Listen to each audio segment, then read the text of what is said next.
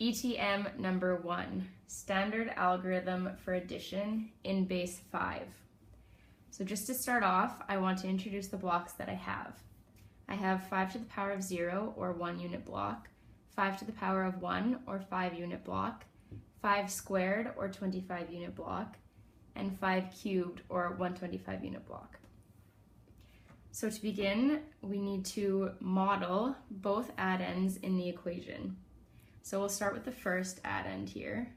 We have 3 1 unit blocks, 0 5 unit blocks, 2 25 unit blocks, and 1 125 unit block. For the second addend, we have 2 1 unit blocks, we have 4 5 unit blocks,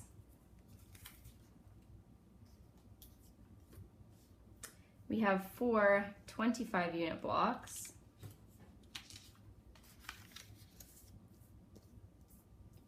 and we have 1 125 unit block. So now the next step is to regroup the smallest unit in order to get to the next higher place value. So we have, for the first units there, we have 3 plus 2, which is 5, which we can regroup to gain a 5 unit block. So if we regroup these 5 1 unit blocks, we gain a 5 unit block. Which if we write over here, it would look like this.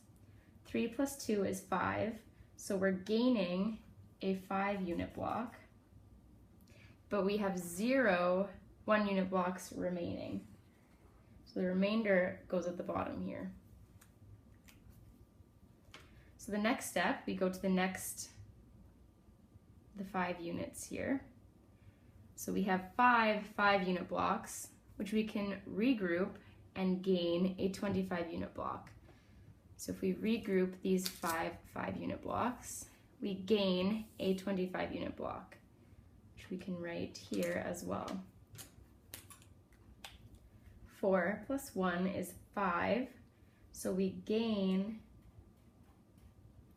a 25 unit block, and we have 0 5 unit blocks remaining.